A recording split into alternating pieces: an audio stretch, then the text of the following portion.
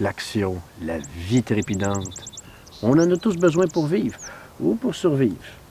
Mais quand tout va vite aussi, on a besoin de s'arrêter dans une forêt comme celle-ci. Incroyable, on est en plein centre-nord de Laval. On est entouré de 100 000 personnes, des gens de Vimont, de Hauteuil, de Champfleury, de Sainte-Rose. La question qu'on doit se poser, c'est est-ce qu'on peut vraiment se passer d'un lieu comme celui-ci? Le bois de l'Équerre est un immense espace vert situé approximativement au centre de l'île Jésus. C'est un espace vert qui, grosso modo, a une superficie de 187 hectares, dont environ 120 hectares est constitué d'une forêt mature, dont les arbres, dont les espèces arborées sont matures. Et ça, c'est exceptionnel. C'est une des dernières grandes forêts encore préservées ou matures, si vous voulez, de l'île Jésus. Le bois de l'Équerre a toujours bien servi la population avoisinante. J'imagine qu'au début, c'est probablement les chevaux qui ont tracé ces sentiers-là. Aujourd'hui, justement, fruit de plusieurs années d'utilisation, on retrouve 10 km de sentiers balisés, avec des panneaux d'interprétation, des mangeoires, des tables à pique-nique et même des bancs pour se reposer. Les bienfaits de venir arpenter, marcher dans le bois de l'Équerre, c'est pour la forme, pour garder la forme. Éloigner la sédentarité, parce qu'on a beaucoup plus d'occasions maintenant avec les ordinateurs, la télévision, de rester à la maison, puis pas faire de l'effort et de ne pas s'aérer l'esprit. Alors, venir dans le bois de l'Équerre, arpenter les différents sentiers, c'est une relaxation, c'est une détente. Moi, je viens au boisé de l'Équerre parce qu'il y a beaucoup d'habitats. Puis en ayant beaucoup d'habitats, mais il y a beaucoup d'oiseaux. On peut y observer 125 espèces d'oiseaux dans le boisé ici. Le fait que les sentiers sont balisés est un boisé très apprécié. Surtout que c'est un boisé en milieu urbain. Montre-moi là avec cette araignée, non? Montre-moi là. Une là, une là. Oh, ça c'est une Une là. Ce qu'on fait en famille ici dans le boisé de l'Équerre, c'est beaucoup d'activités de plein air. Puis on vient interpréter un peu là, la nature, venir voir les champignons, les pistes d'animaux l'hiver. On aime bien ça, regarder les pistes d'animaux. Puis on se trouve plein de loups-garous. On fait plein d'histoires ici là, pour que l'imaginaire des enfants, c'est vraiment merveilleux. Là. Ouais. Oh non, on le prend pas parce qu'il est dessus l'arbre. Ouais, on le prend pas parce qu'il est dessus l'arbre. Il est très, très poison. Plus que ceux-là. Ouais. Attends.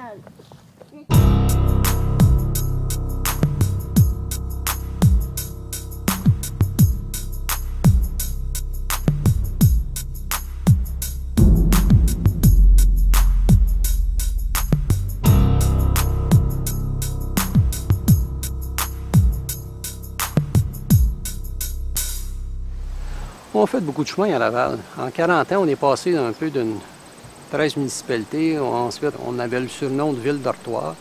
On est passé ensuite de ça à une force économique qui était quand même très importante.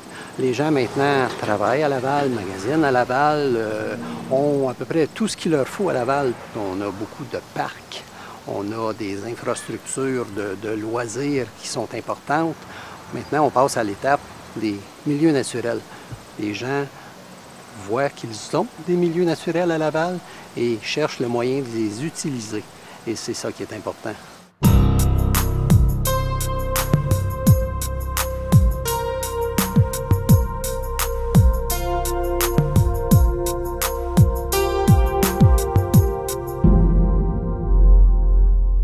Le développement économique est très important pour une ville, mais comme on sait, c'est toujours cette pression-là qui fait que les milieux naturels vont disparaître. Le bois de l'Équerre, où on se trouve à la périphérie du parc industriel, est justement un exemple frappant de ce qui peut arriver. Là. On vient de perdre ici en arrière une dizaine d'hectares récemment à cause du développement industriel et on va continuer à gruger dans ce milieu naturel. On gruge dans un milieu naturel toujours comme ça à la pièce. On s'en rend pas compte, 10 hectares ici, 10 hectares là, et à un certain moment donné, cet espace-là devient amputé d'une grande partie de son territoire. Et justement, la portion dont on parle ici est un milieu qui est très fragile. Donc, gruger dans cette portion-là crée un impact assez lourd là, sur le bois de l'équerre. Pas très rassurant. D'ailleurs, il est écrit dans le second projet de schéma d'aménagement de Laval que les secteurs industriels projetés comprennent l'expansion vers le nord du parc industriel centre, ceinturé par le bois de l'équerre, offrant 74 hectares à développer. Pour se donner une idée, un peu 74 hectares, ça fait à peu près 8 millions de pieds carrés. C'est plus que le tiers du bois actuel.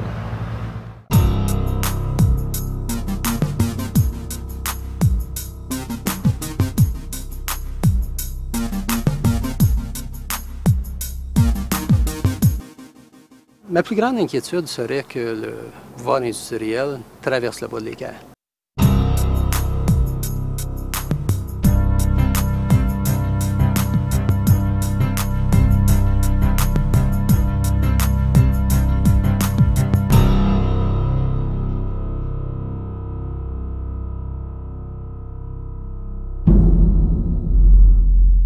Ce qui serait très dangereux serait d'avoir un flot de circulation intense, et ce, dans sa plus belle partie.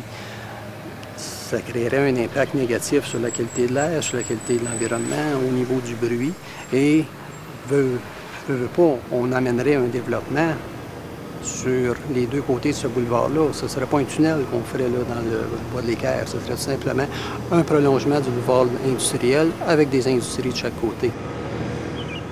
Hey, dire que dans un avenir rapproché, je pourrais me retrouver ici à un arrêt d'autobus ou entre deux usines, dans la cour d'un voisin. C'est sûr que je pourrais toujours aller dans le nord, il y a de la forêt en masse. Sauf qu'on n'y retrouve pas, comme ici dans les forêts du sud du Québec, la variété des espèces, des habitats qui confèrent à ce milieu naturel en danger, répétons-le, une valeur écologique indiscutable. Le bois de l'équerre fait partie de ce qu'on appelle l'érablière à carrier. Ce type de forêt-là qu'on retrouve uniquement dans le sud du Québec, dans la grande région de Montréal, entre autres, c'est la forêt qui est la plus menacée au Québec, étant donné le fort développement que toute cette région-là subit. Donc autrefois, on avait un territoire qui était couvert par cette forêt-là. Aujourd'hui, on ne retrouve que certaines parcelles, dont le bois de l'équerre, qui est représentatif de cette forêt-là. Cette forêt-là est caractérisée par la richesse de ses essences d'arbres. On retrouve une grande quantité d'essences qu'on ne retrouve pas dans les forêts plus au nord du Québec. Ici, on peut retrouver de l'ostréier de Virginie, du carrier cordiforme, de l'érable à sucre, également du noyer, du hêtre, des chênes. Donc, c'est une forêt qui est vraiment caractérisée par une grande variété d'espèces d'arbres. Il existe aussi des conifères à l'intérieur du boisé, dont entre autres des pruches et aussi des thuyas, des cèdres, ce que les gens appellent le cèdre. Alors, mais ce qui est exceptionnel dans ce boisé-là, c'est qu'on les retrouve dans des concentrations importantes dans deux endroits. Donc, on va parler à ce moment-là d'une concentration presque exclusive de pruches qui fait une prucheraie, qui est assez exceptionnel parce que ça fait un milieu très acide. On peut présupposer que le sol, le milieu est plus froid, plus frais. Et un peu plus loin de la prucheraie, on trouve aussi une grande concentration de cèdres d'Amérique ou de thuya occidental, qui est son vrai nom, qui va se donner donc une cèdrière. Donc, vous voyez que c'est un milieu qui est riche au niveau des peuplements, riche au niveau de la diversité des peuplements des arbres, mais on va rajouter à ça la présence de champs en friche, donc des champs qui ont été cultivés il y a quelques années, qui sont maintenant laissés à l'abandon, dans lesquels la végétation de milieux ouverts va prendre le dessus, des astères, des graminées, et en bordure de ça, il y a des milieux ouverts qui vont être passés à d'autres stades évolutifs, qui vont donc à ce qu'on appelle des stades de régénération, c'est-à-dire qu'on passe d'un milieu très ouvert avec des plantes herbacées à un milieu qui est plus arbustif avec des cornouillers ou avec des vinaigriers ou avec des jeunes plants de peupliers par exemple, et qui va évoluer tranquillement vers une forêt très très jeune, une forêt dite de type régénératrice, qui sont des essences qui vont rester pendant une vingtaine, une trentaine, une quarantaine d'années au maximum, et qui vont, une fois que le couvert va s'être créé, permettre l'émergence d'arbres qui vont s'installer, qui vont aller vers la forêt, qu'on va dire, à son stade de maturité, qu'on appelle le stade climatique. Donc la forêt dite climatique est le dernier stade qui va nous permettre de reconnaître et caractériser une forêt mature. On a une mosaïque d'habitats, d'éléments naturels qui composent tout ce grand écosystème forestier-là.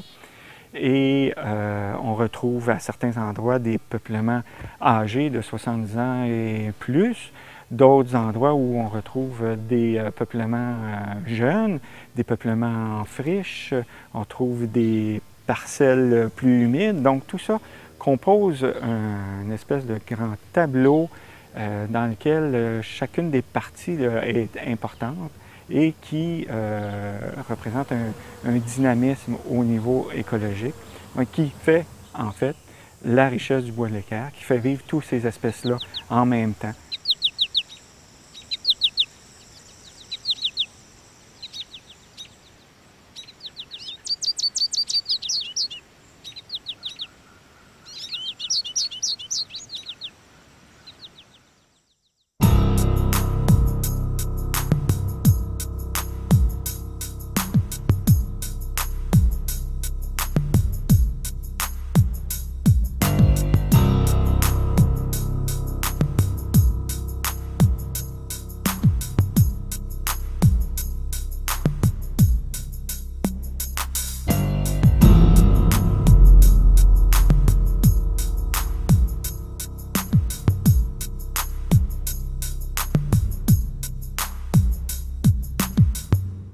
Écoute, réalises-tu, là, on a une forêt en pleine ville. Je veux dire, il y en a combien de villes comme ça, proches de Montréal, qui ont ça, d'une forêt comme ça? C'est vraiment exceptionnel. À la grandeur que ça a, ça peut quasiment être considéré comme étant un gros poumon là, qui fait respirer la ville. Un grand bois urbain comme celui-ci peut filtrer jusqu'à 85 % des polluants atmosphériques. Et en plus, une barrière acoustique naturelle extraordinaire, encore plus beau qu'un mur sur le bord de la Quinte. C'est important d'avoir de grands espaces verts à l'extérieur des milieux urbains, mais également à l'intérieur des milieux urbains.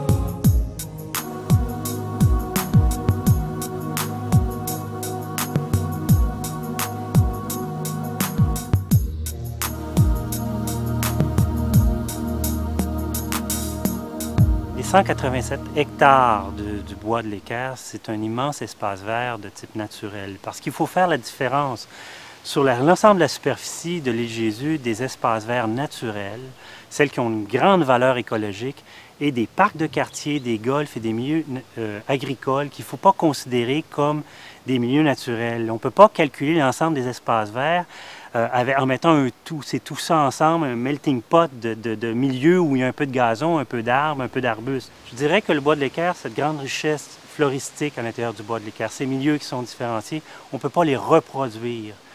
Je travaille au Centre de nature, j'essaie de recréer une nature, mais c'est une nature soumise à la main de l'homme. Les espèces qu'on y a introduites, certaines effectivement sont indigènes, mais la majorité sont des espèces horticoles. Donc c'est un milieu qui reste, même si on essaie d'être le plus naturel possible, qui reste totalement artificiel. Moi je parle d'espaces verts naturels, on en a très peu en fin de compte de protégés à Laval. Il faut avoir un réseau d'espaces verts, comme la communauté urbaine de Montréal a son réseau des grands espaces verts protégés. En fait, la richesse et la diversité de tous ces éléments, qui sont interdépendants les uns des autres, créent un milieu naturel exceptionnel en pleine ville. C'est fou ce qu'on peut faire avec ça tout en le préservant. À quelque part, on a mis plus d'emphase sur le développement économique et on a jugé que la protection des milieux naturels était de seconde importance. Donc, peut-être qu'aujourd'hui, on arrive à une étape où on va être capable de concilier le meilleur des deux mondes, donc développement économique et protection du territoire, du milieu naturel. Donc, c'est important qu'on le fasse immédiatement parce que le temps presse.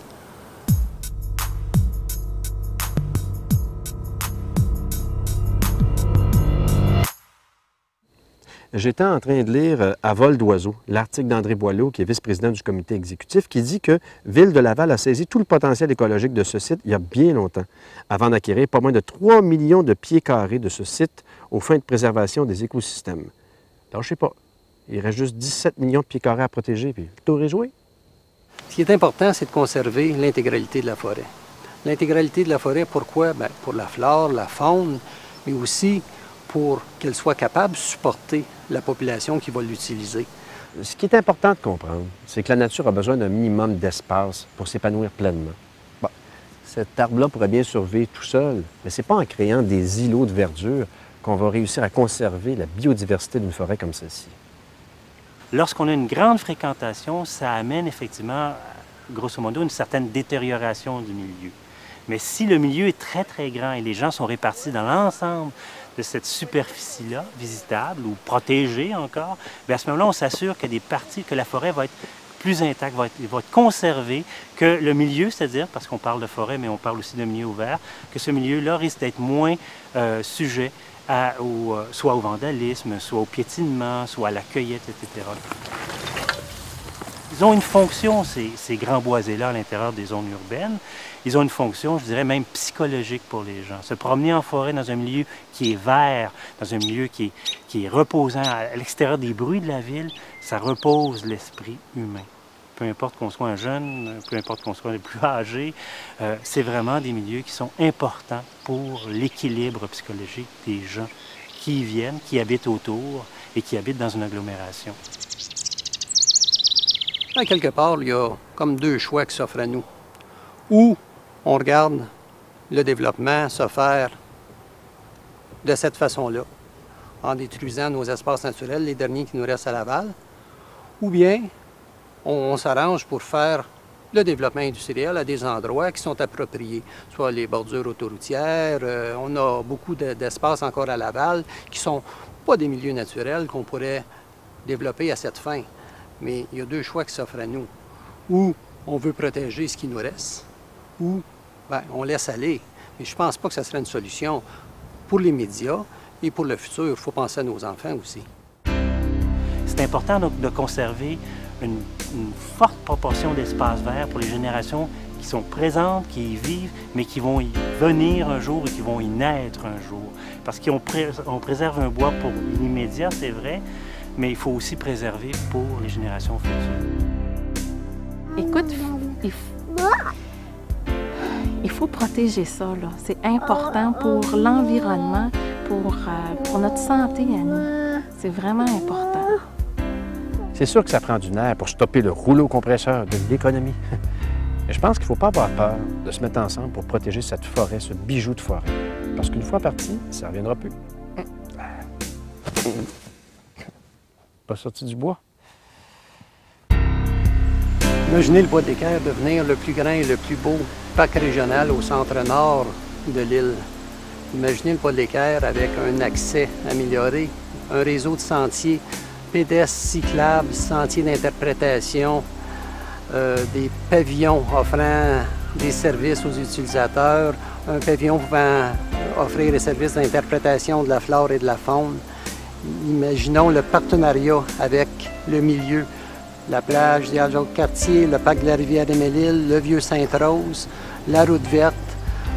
Tout ça crée un pôle récréotouristique avec une force économique très importante. Et c'est ça le bois de l'Équerre, en fin de compte.